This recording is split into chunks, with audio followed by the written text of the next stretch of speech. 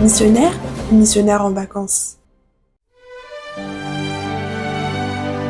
Renato venait d'arriver à Bangkok, Thaïlande, et s'est rapidement lié d'amitié avec un couple âgé de l'église. Il est brésilien et est arrivé dans le pays pour servir en tant qu'enseignant missionnaire dans une école adventiste.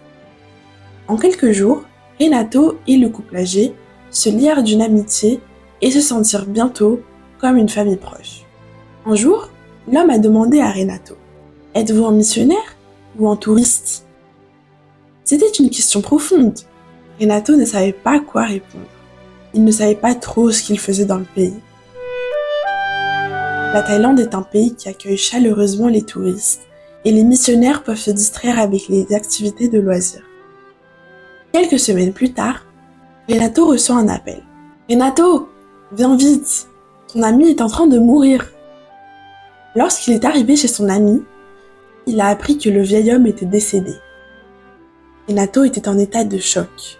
Cet homme était devenu comme un père pour lui, et la question de savoir s'il était un missionnaire ou un touriste résonnait encore dans son esprit. Renato a rapidement prié Dieu et pris la résolution d'être un véritable missionnaire en Thaïlande. Il savait que cette décision avait été prise à la suite d'un traumatisme. Mais c'est ce traumatisme qui lui a donné la force de prendre cette décision. Renato avait 36 ans et se sentait assez vieux pour être missionnaire. Mais tout avait changé. À ce moment-là, il a décidé qu'il serait un missionnaire dévoué en Thaïlande et partout où Dieu l'enverrait. Priez pour des missionnaires comme Renato.